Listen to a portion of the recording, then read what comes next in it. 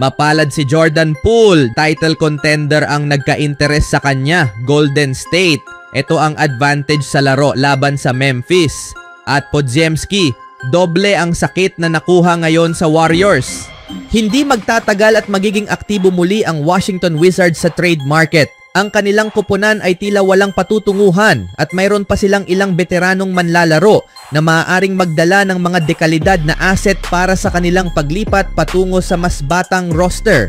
At marahil si Jordan Poole ay maaaring maging bahagi ng trade sa darating na season, lalo na kung magpapatuloy ang kanyang pagbawi mula sa mahinang debut season sa kabisera ng bansa.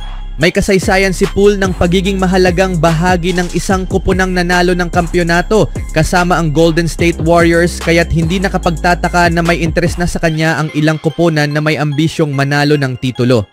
Ayon kina Tony Jones at Sam Amick ng The Athletic, isa sa mga koponang ito ay ang Denver Nuggets na naghahanap ng upgrade sa kanilang roster at kabilang na sa kanilang mga tinitingnan ang polarizing guard ng Wizards. Mukhang ang pangunahing target ng Nuggets sa trade market ay ang wing ng Chicago Bulls na si Zach LaVine. Ngunit mangangailangan ito ng malaking sakripisyo mula sa Denver, tulad ng pagbitiw kay Michael Porter Jr., isang mahalagang miyembro ng kanilang roster. Kung sakaling mapunta si LaVine sa ibang koponan o hindi magkasundo ang Bulls at Nuggets sa trade deal, posibleng maging seryosong alternatibo si Poole. Kung mayroong isang bagay na talagang kailangan ng Nuggets, ito ay ang karagdagang kakayahang lumikha ng tira mula sa perimeter. Sa kasalukuyan, si Jamal Murray lamang ang palagiang gumagawa ng ganitong kakayahan para sa kanila, na may tulong sa ilang pagkakataon mula kay Julian Strawther. At kung may isang aspeto kung saan dalubhasa si Poole, ito ay ang pagbibigay ng karagdagang opensa. Sa kasalukuyan, nag-a-average si Poole ng 20 puntos bawat laro na may career best na 39.3% shooting from the 3-point line this season. Siya ay nasa ikalawang taon ng 4 na taong kontratang nagkakahalaga ng $128 million na kanyang pinirmahan kasama ang Warriors last season 2022. Bukod sa pagtingin kay Jordan Poole ng Wizards bilang potensyal na trade target, abala rin ang Denver Nuggets sa pag-aaral ng posibilidad na kunin si Jordan Clarkson, DeAndre Hunter, Cam Johnson at maging si Jonas Valanciunas. Matindi ang pangangailangan ng Nuggets para sa karagdagang frontcourt depth bukod pa sa mas maraming perimeter scoring.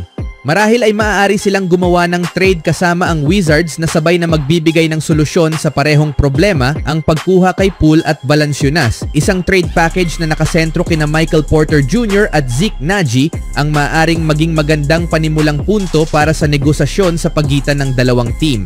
Anong masasabi nyo dito mga kaibigan? Sa ibang balita naman, ang Golden State Warriors ay mukhang contender para sa NBA title noong simula ng season, ngunit biglang bumagsak ang kanilang performance sa nakaraang 10 laro. Noong una, nakikipag-agawan sila sa Memphis Grizzlies sa itaas ng Western Conference standings, ngunit ang Grizzlies lamang ang nanatili roon. Ngayon, nasa ikalawang pwesto na ang Grizzlies sa conference na may 18-9 record. Bagaman mas maganda ang pwesto ng Grizzlies sa standings, 3 sunod na panalo ang naitala ng Warriors laban sa Memphis, kabilang ang unang matchup nila noong Nobyembre 15. Sa larong iyon, na-cover ng Memphis ang spread bilang 7-point underdogs, ngunit nanalo ang Golden State ng 123 to 118. Sa kabila nito, ang umuusbong na rivalry sa pagitan ng Warriors at Grizzlies ang dahilan kung bakit dapat itong abangan sa Biyernes ng araw. Ang Warriors ay nanalo lamang ng 2 sa huling 10 laro na nagresulta sa pagbagsak nila sa standings at muling paglaban para sa play-in tournament.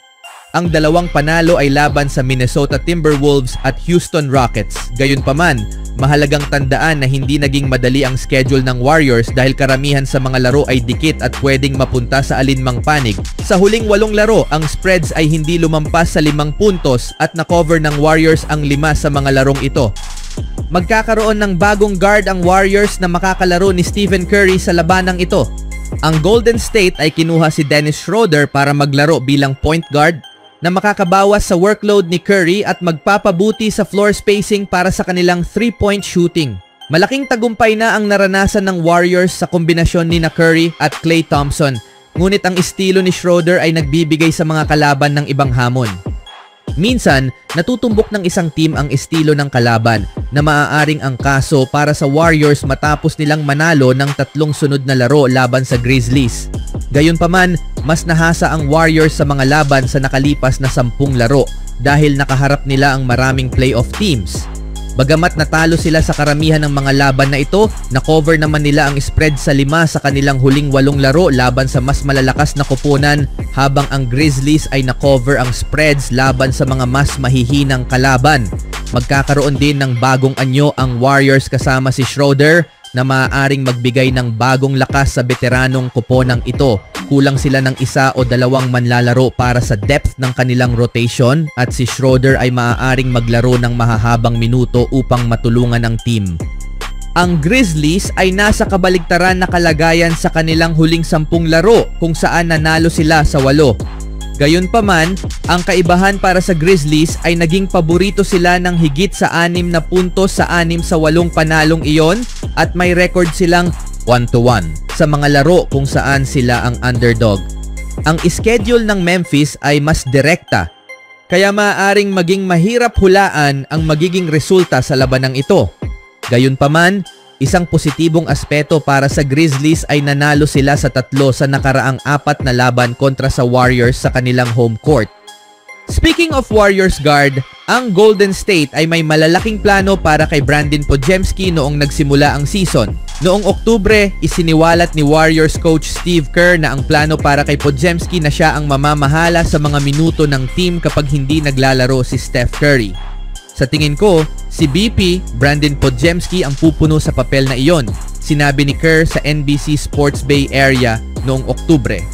Maaaring siya ang magsimula at kung siya nga ang magsimula, papalitan siya ng maaga at babalik para kay Steph.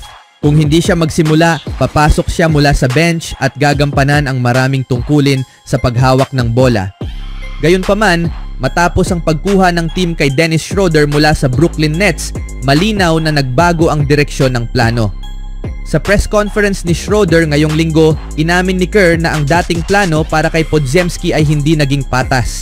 Ayon kay Kerr, mas epektibo si Podziemski kapag naglalaro ng walang bola kaysa may bola. Sa 24 na laro ngayong season, nag-a-average si Podziemski ng 7.7 points, 4.6 rebounds at 3.4 assists sa 38% from the field, 25% from the long range, and 75% shooting from the free throw line. Dumadaan si Podziemski sa isang malaking sophomore slump ngayong season at malinaw na hindi gumagana ang kasalukuyang papel na ginagampanan niya.